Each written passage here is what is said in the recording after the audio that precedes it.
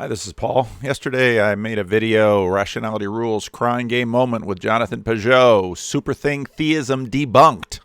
Actually, it was Pajot doing the debunking in that video, that Pajot doesn't believe in a conscious God.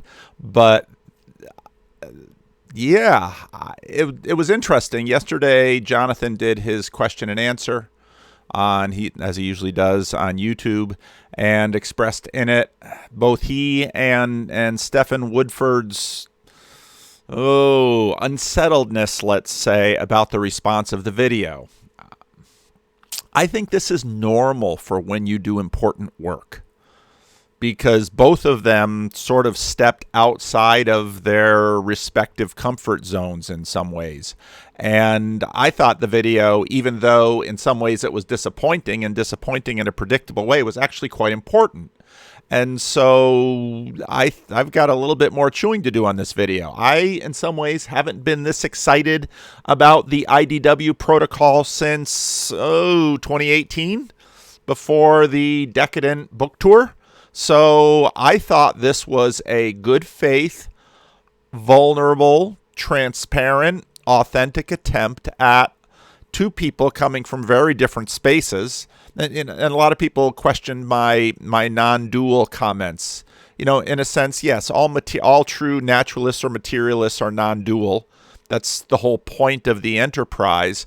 And there are many dualities that we wrestle with, and not all of them are bad.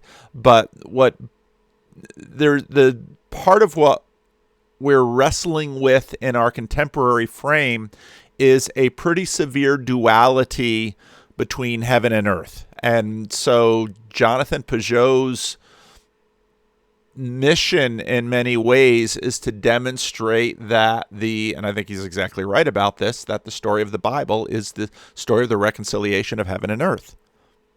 That's the rupture that happens in Genesis. It's the rupture that's resolved in the book of Revelation. So no, I think anybody who interprets what I have to say, yeah, I can be a little I could be a little cavalier and a little clickbaity with some things. It was a crying game moment. Jonathan, was revealed to have something that Stephen didn't know he had, and I could point to Mary Cohen in this moment in terms of the kind of language she uses. So, and some of you who saw one of my conversations with Mary about this. So, again, this is fun, and no disrespect towards any of the parties involved. I think we're doing some work here, so let's keep it up. Let's see. It takes time for the significance, the sign of something like this to emerge. I remember when I first listened, my first run listening to Sam Harris and Jordan Peterson's conversation in Vancouver. That's Vancouver 1, Vancouver 2, and then they went to London and Dublin, I believe, for 3 and 4. Not in that order necessarily. But, my first time through, I was frustrated. And then third or fourth time through, I began to see more. And then the conversation lifted out new things. And, at the end of that conversation, Brett Weinstein said, "I think we've done something." I thought, "You haven't done anything." But no, I think they did.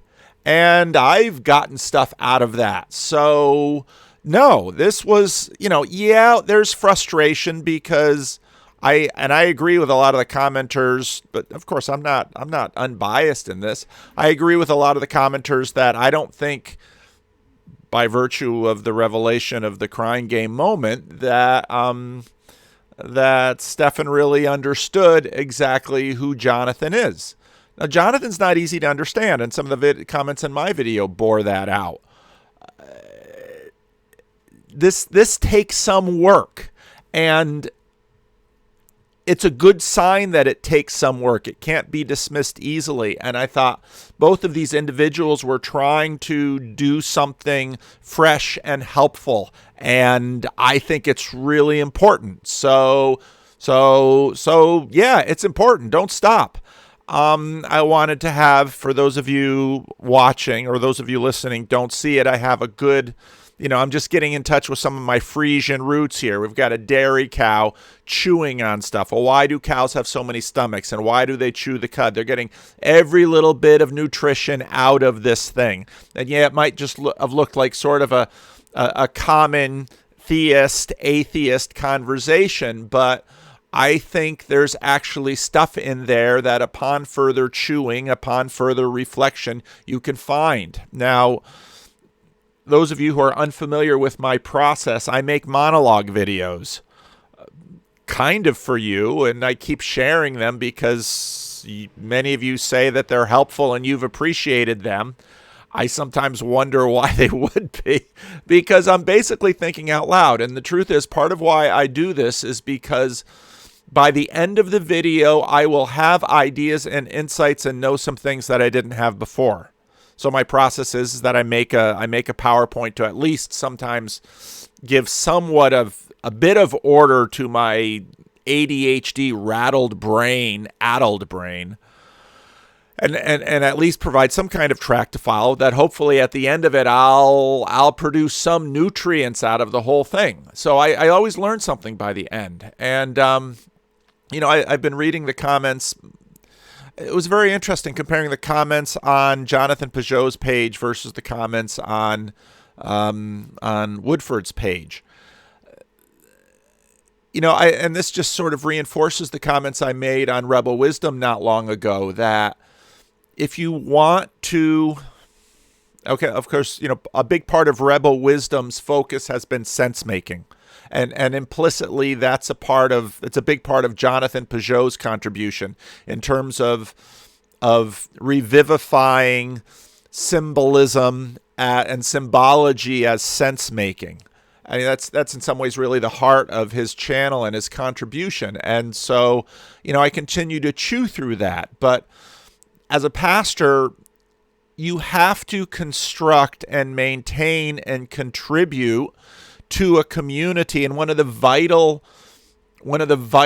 necessities that communities afford are sense making, because as human beings, our cognition is distributed, and the networking is done by language. And again, as I mentioned in my last video, this is sort of the human superpower that the rest of the animal kingdom does not possess, and it's a magnificent superpower.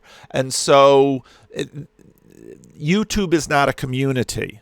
YouTube can be a platform for creating and maintaining and trying to create communities. Now this word community is an awfully fudgy word.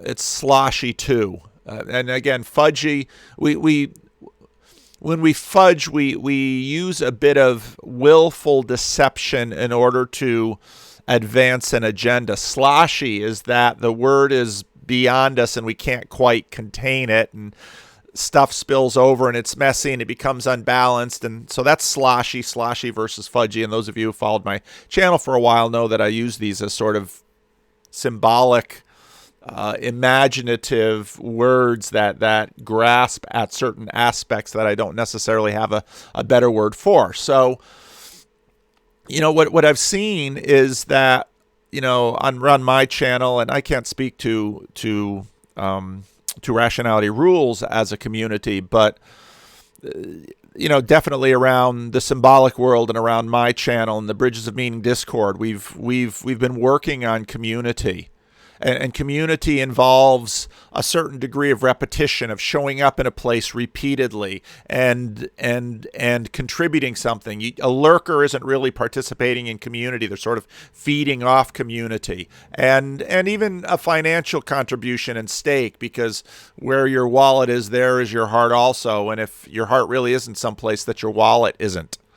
And so, I mean, there's all these aspects and layers to it, but these communities are vital and central for establishing a coherent meaning making, a world of meaning that you can inhabit.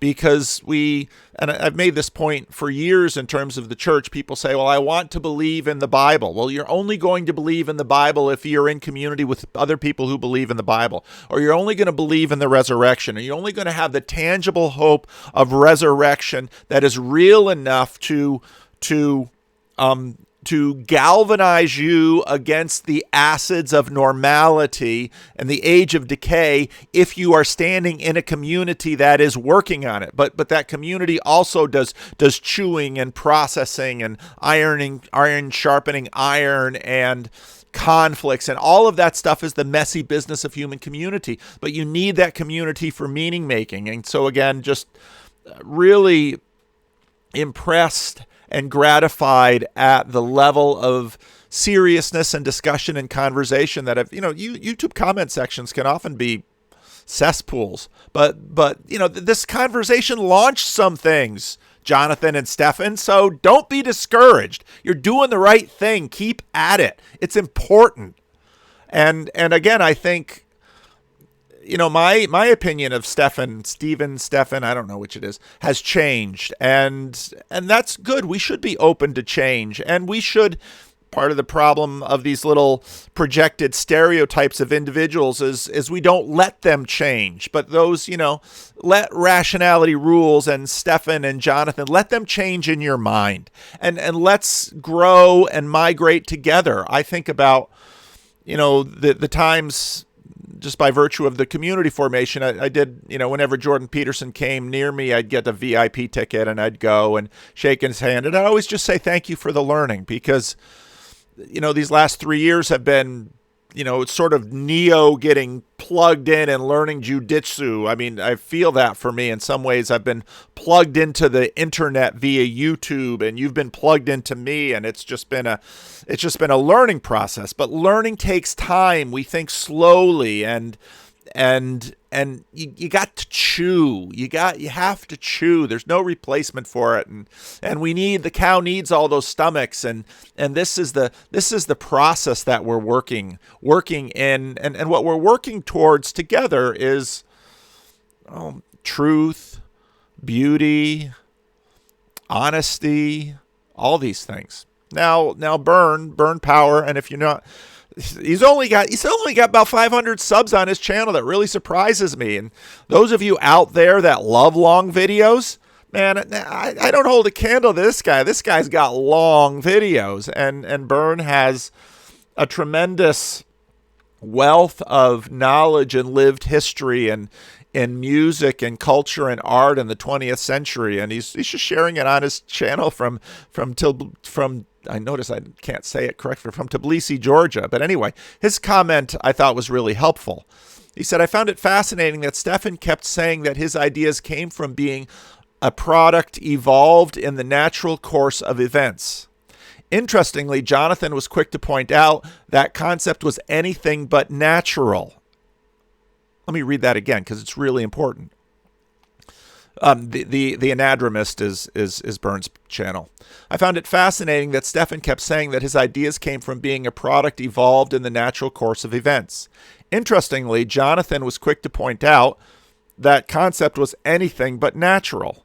Ideas do not come from evolution, especially if evolution, as Lewis often points out, cannot mean improvement. Remember, and another person made a comment, evolution isn't,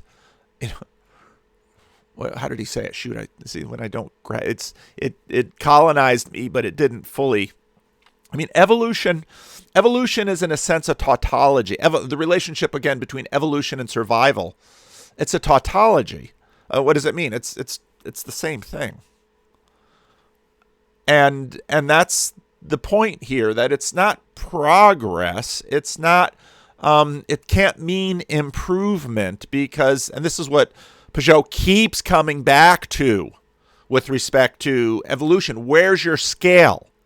Evolution is a tautology. It's saying, okay, and to a degree we can say, well, the beaks of a certain finch are more adaptive to the time, yada, yada, yada, but it's not necessary, all this improvement is sort of within a black box, and it's all sort of gyroscope instead of actual much larger frame orientation. It's a product of scale. So my camera just distracted me. I don't know. I have a box on my camera for focus when I usually don't.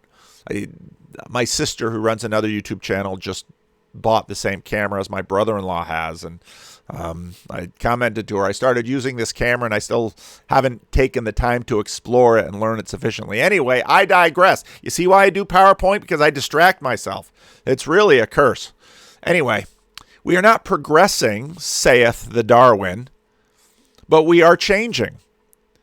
Justifying materialistic philosophy as a natural result of a progressive evolution is the least natural thing that one can imagine. Touche. It's a critical hit by Byrne. That's exactly right. His notion of having his ideas conditioned by evolution alone means that he isn't taking into account the effects of philosophy, psychology, or propaganda, which is, of course, a big theme in Byrne's channel. And this gets into the question of, I got to get there with C.S. Lewis's Miracles. I mean, in some ways, my entire channel is footnotes on C.S. Lewis's book Miracles in many ways. That's how deeply that book has colonized me and continues to colonize me. And so Arthur Range, and this is on Jonathan's comments, the evolved primate to the left lives in a story of being storyless. Now, let's resist some of the left-right stuff because, on one hand, yeah, it's relevant, but on the other hand, that process leads to decay or to decadence in some ways, and decadence in both sense of the word, because it can make you rich and it backs itself into a corner in some ways. And that's the relationship between religion and politics, is that politics is always shallower. Politics has a very short shelf life. Politics decays quickly. That's why whenever Jordan Peterson gets overly political, he gets decadent, because what he's doing is decaying. Whereas, and this gets back to Nassim Taleb's Lindy effect, the older things endure. They're deeper. They're truer. They keep coming back around. They're enduring. And again, this is in some ways the revelatory function of time for those of us who are very short-lived, very time-conditioned creatures living in fast-changing cultures. The faster the environment moves, the more attention you should pay to things that aren't moving very quickly. In other words, very old things that have continued to endure. Anyway, so Stefan, I assume he's writing through his own channel. It concerns me that this is one of the highest rated comments here. It means that I either did a very poor job of conveying my position, or a lot of people simply are not listening.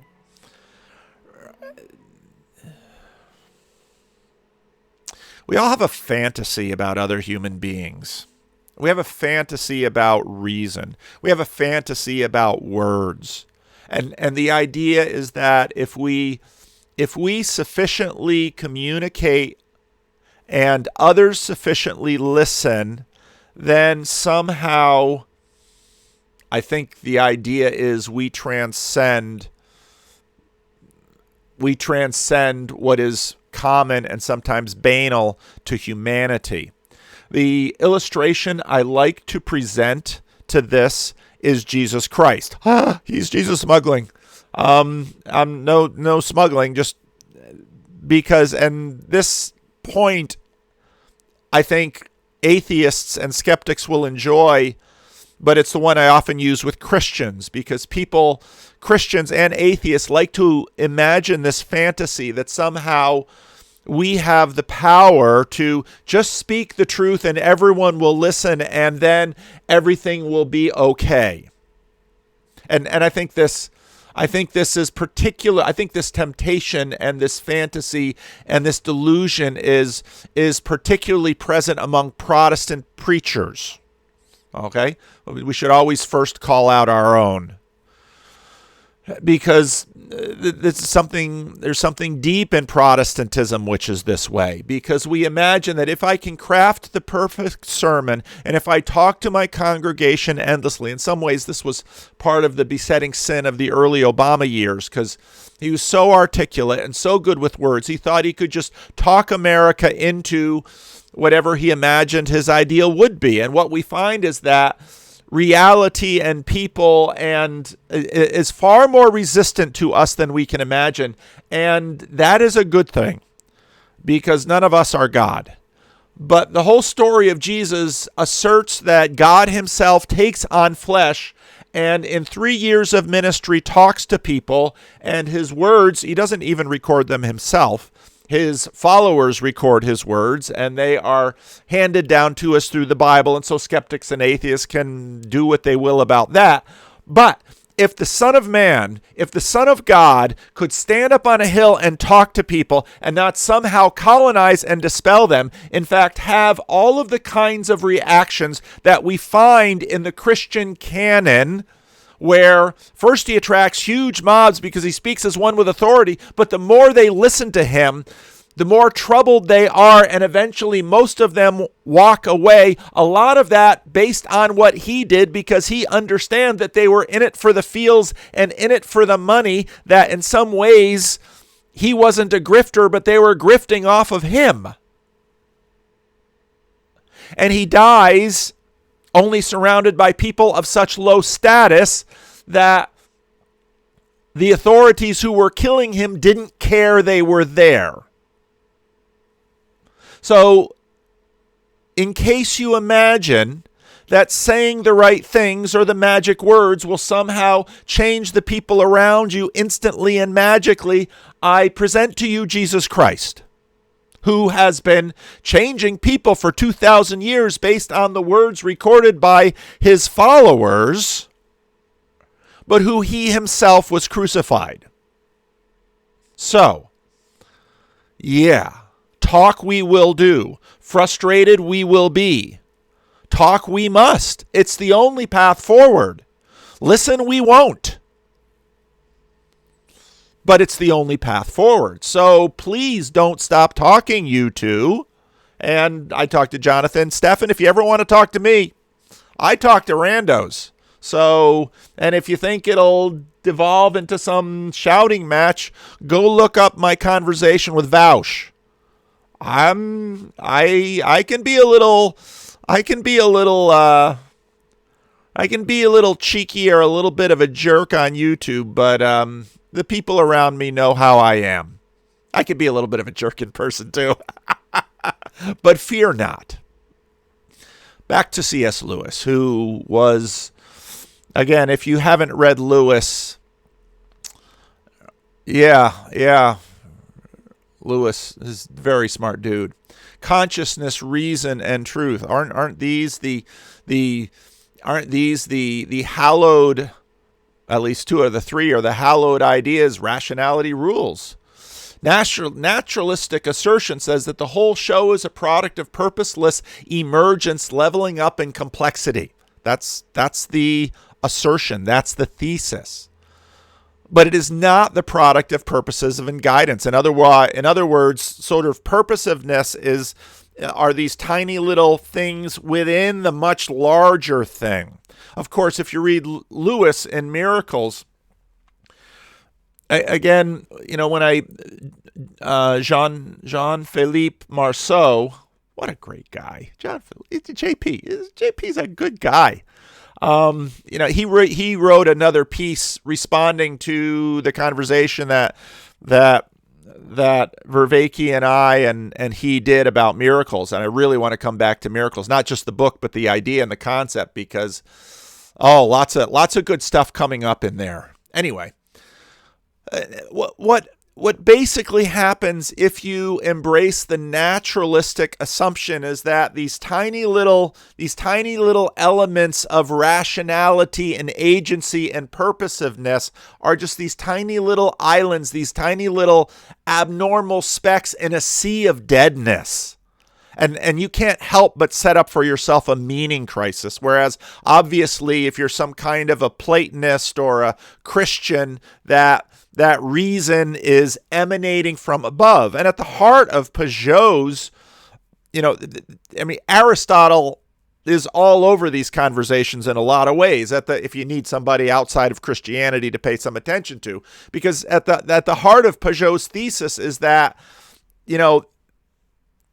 the all of this stuff that the rationalist skeptics are promoting as the solution can't be derived from below. And not only is the understanding of consciousness the hard problem, but the relationship of consciousness to truth is the hard problem, and any kind of confidence in reason is a hard problem. All of these are tremendously hard problems if they come from below, not if they come from above.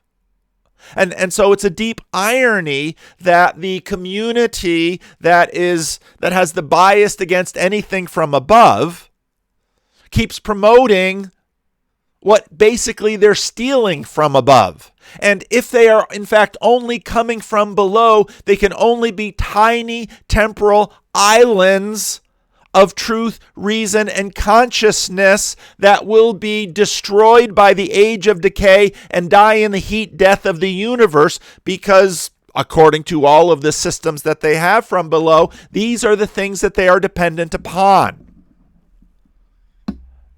And if you see it this way, it's no surprise that these little bits of atheism we find in human history always get snuffed out, just like their imagined reason islands and bubbles just sort of pop, and this moment of truth and reason that a human life is dissolves and is eaten by worms. That's why you have a meaning crisis. Consciousness is the forum in which we either act this out or act as if, depending upon where you're standing with this stuff. Now, pause for a drink.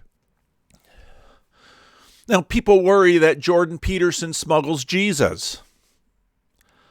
Well, that's just sort of how it ends up, isn't it?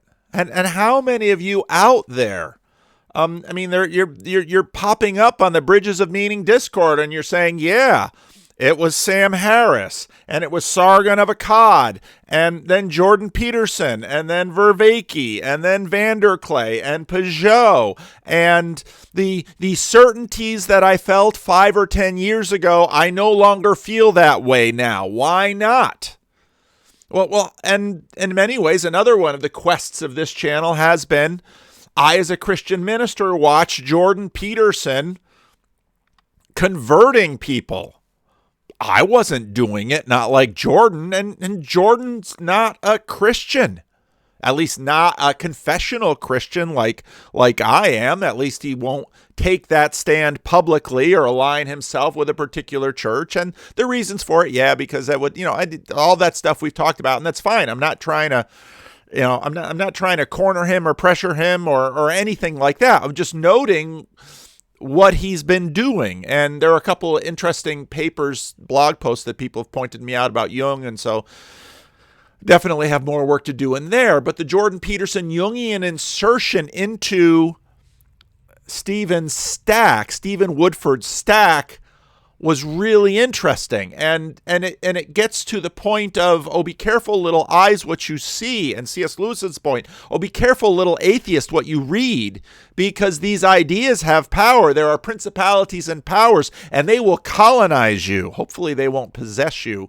because possession is what the devil does, and Jesus just gives you agency, baby. He gives you agency. He gives history agency. And it's reciprocal narrowing versus reciprocal broadening. And again, if you've got to watch the 50-hour-long Vervaeke videos to get pointed to that. But archetypes are seen as blindly emergent but adaptive, and therefore affording value. And it reduces the dismissive attitude sported by new atheists. And what's been fun about what's so fun about this conversation is that why the Pajot Woodford video is not boring is because neither, and again, we look at them both and we're not saying, yeah, Pajot's about to give up God or Woodford's about to give up atheism. It's that both went into dialogos and tried their hand at it, honestly and in good faith. And even if, I don't know, a whole bunch of symbolic metaphors come to mind, some of which are not suitable for work. They couldn't sort of find each other. Maybe the crying game is the best one. They couldn't sort of find each other or figure out who each other was, but they knew more after the conversation than they knew before. And they had a healthy respect for just how difficult this is, and that this, in fact, will take work. And that for anyone who decides to go down a path, a fruitful path, well, the story of Genesis 3 holds. There are briars and thistles, and it will be by the sweat of our brow that we actually produce something. So, yeah. Oh, be careful, little mind, what you see. Oh, be careful, little conversation, what you enter into, because we are not the dominant powers of this world. Ideas have people. People don't have ideas. Principalities and powers are real, and they're not in some dualistic way simply separated. Part of the non-dualism that Pajot brings and has really helped me with is a lot of my thinking about spirit and understanding how we use that word and what we mean by that word. And you can think about all my school spirit illustrations, is that we can get some purchase on these things, not to wield. And in fact, the better and the more we understand spirit and its power, the more sober we are. Because we realize that when we, as C.S. Lewis noted, when we enter into and begin to engage with someone, and as Tolkien noted, we don't know where it will take us. Once Frodo opens the door to the dwarves, and then they all leave. And then what does Frodo do? Why does he bound out of Hobbiton? Why does he join the dwarves on their adventure? Messy adventures, hobbits say. Who would want to go on an adventure that would spoil you? But isn't this why we're alive? Doesn't something tookish deep in each of us? Tookish. Doesn't something tookish deep in each of us want to go on this adventure? Don't you want to smuggle something? Don't you want to read in that part of the library, Mr. Potter, which is off limits? Of course you do. Isn't this why the gargoyles are on the cathedral? Yes. Jordan Peterson, if you want to stay in your nice skeptical your rationalist hobbit hole, don't listen to Dr. Jordan Peterson. And in many ways, the more you hate him, the more he will infect you. And if you think Jordan Peterson is scary, you should try Jesus. He's been colonizing people for 2,000 years. Now, the thing that Peterson brings to mind, I think, is a hugely important and legitimate point. God, and I put God in quotes because Jordan is in some ways a Kantian, as some of these things have pointed out, a consummate Kantian, as Bishop Barron has pointed out, because Jung was a Kantian, and they're trying to stay on a certain side of a certain line, and so we'll keep God in quotes. And if you listen to Jordan, especially in his early days, talking about the resurrection and talking about all sorts of things, one of the ways, and I was mystified by that line, but eventually I learned because I'm slow. I am not the sharpest tool in the shed. Many of you are smarter than I am and have gotten to certain conclusions long before I will get them, but I'm just me and I can't be anybody but me, so here I am.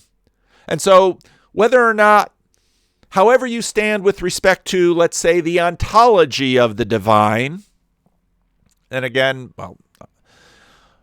I'll not interrupt myself too much. The ontology of the divine, the usefulness of it in terms of an essential cultural, theoretical, philosophical element, basically, according to Jordan Peterson, if you want to actually build a healthy civilization, is beyond dispute.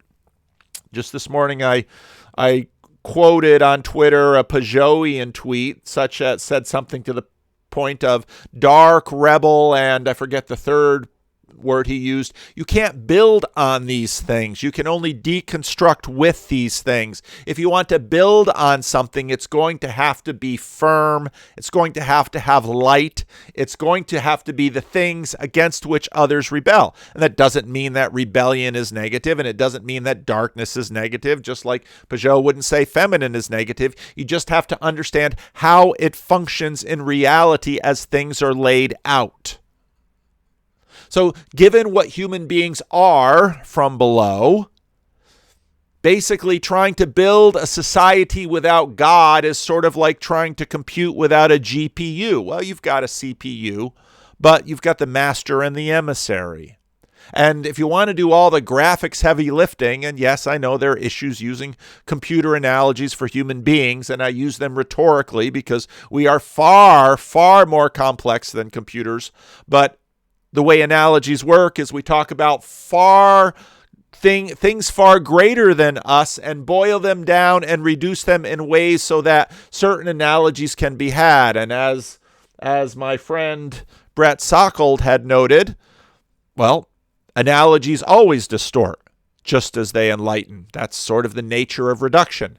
But the problem with getting rid of God is that you're taking whole areas of your brain offline.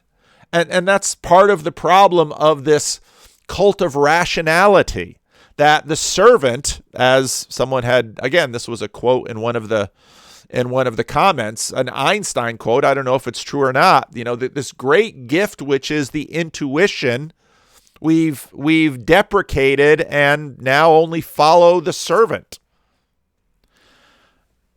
And as I've said in many of my videos, what really irks people and really sort of bothers the skeptics is all this relationality that somehow Christians and New Agers and human beings can somehow relate to the divine, and the divine will relate back, that we can scream to the universe and the universe will respond, that nature is perhaps not quite as disenchanted as we imagined it would be. And my point again, that this is the spirit of finesse and the spirit of geometry, that we approach complex entities in our relational sphere, in our consciousness forum, relationally. Why do we do that? We are employing all of the machinery. And again, I will employ a fancy Vervaeke term, exaptation, which I learned from watching his Emerging from the Meaning Crisis. Exaptation. We have all of this relational machinery built in, not only into our brain, into our culture, into our distributed consciousness, to leave all this relational machinery unused if we want to engage in the biggest, most important conversations in existence, which is in fact how we relate to the whole show. We're going to leave all that power alone? No.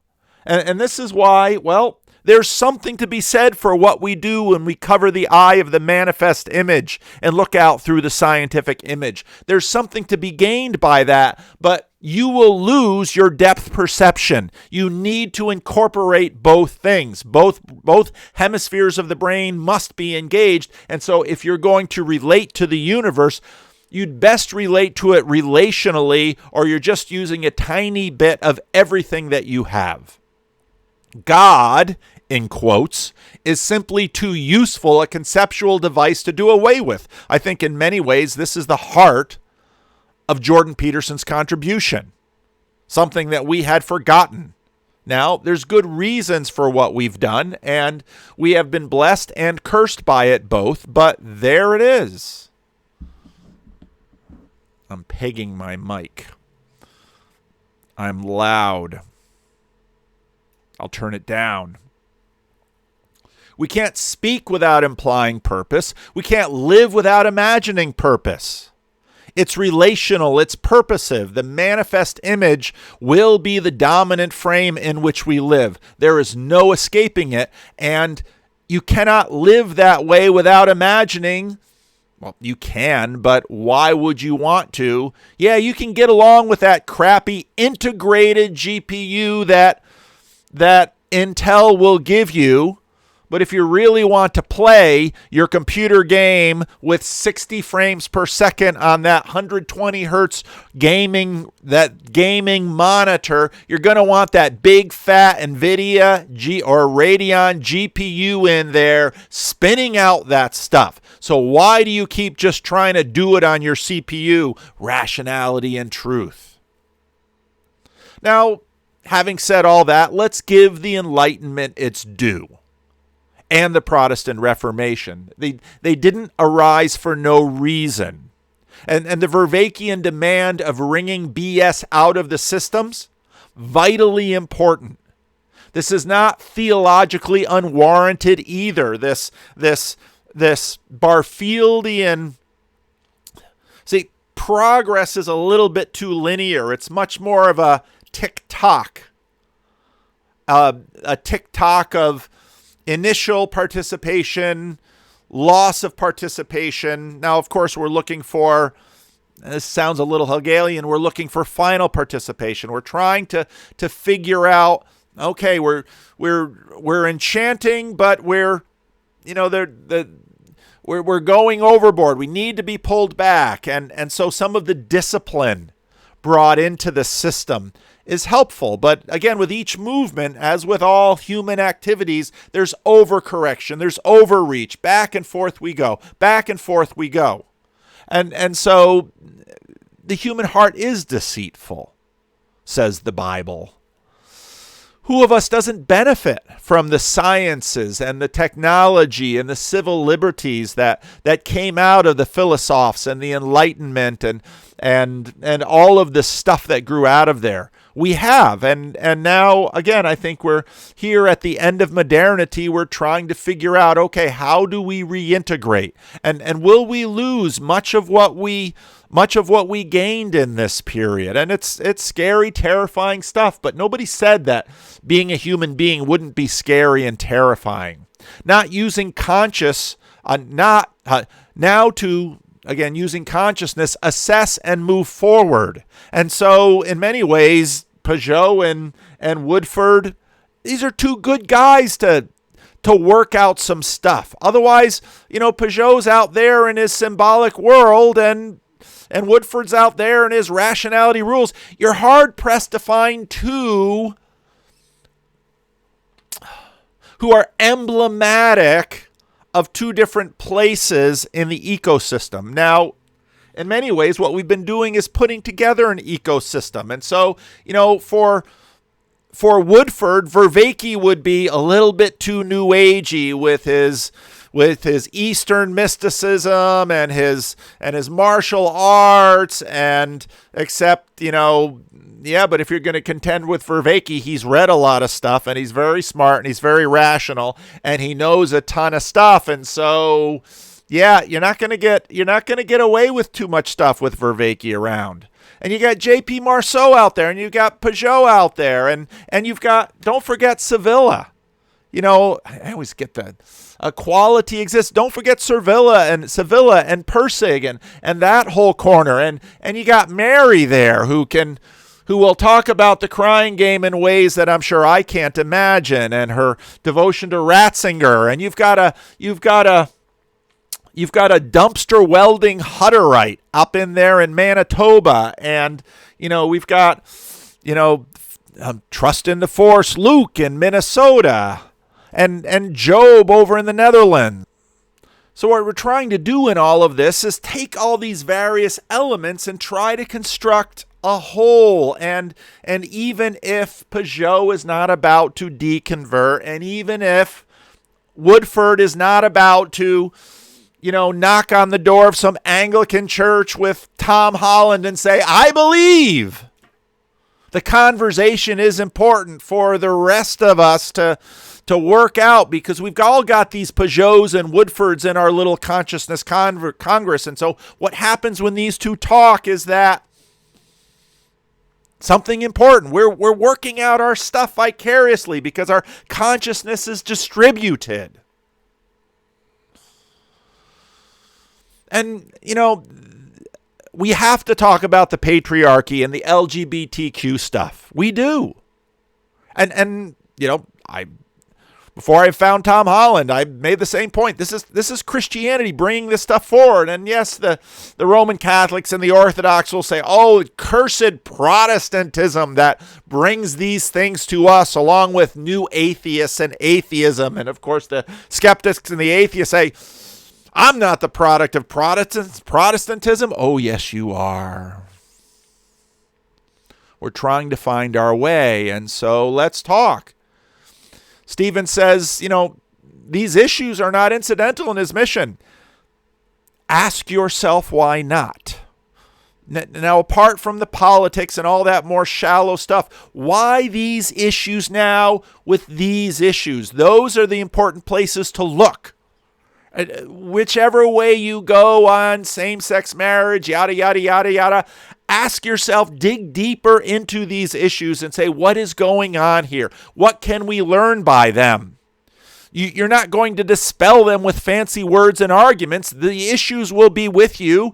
Don't waste your troubles, John Piper says, and he's exactly right about that phrase. It's a great phrase. The revisiting religion point is not lost on me with any of this. As a Protestant minister, I can't duck these issues. They're all around me. I have to engage them. The culture war is a Christendom civil war. These issues are telling in terms of the competing imaginaries. The tensions are being expressed, and love demands we work on them. And yes, I am a Protestant, a politically moderate American Protestant. It's who I am. It's what I am. So keep talking. And I think maybe I'll have to say, welcome Rationality Rules to the IDW. Because this is the hope for the IDW protocol. And yeah, there'll be some political stuff in there. Yeah, we'll have to talk about the patriarchy and LGBT and Donald Trump and Joe Biden and Brexit and COVID, and yeah, we'll get all those stuff. But all those are in the shallow political waters. But sometimes you have to go through the warm, shallow surface to get down to the colder, deeper, older waters upon which the warmer surface waters exist. All sides grow if we can do the dialogos. And as a Christian, I am confident. Why? Because I believe history is purposive from the beginning. I believe this is not just random, and we are not little islands of random truthfulness floating in a sea of dead chaos. I believe there is a future. I believe there is an eschatology. And I believe that the one who walked out of the grave, depressing the ground, bending the grass, is the key to the reunification and the renewal of heaven and earth. That's what it means to be a Christian. But I love talking to skeptics, and I want them to make their best argument. And I want us to talk together, and I want us to get a little upset.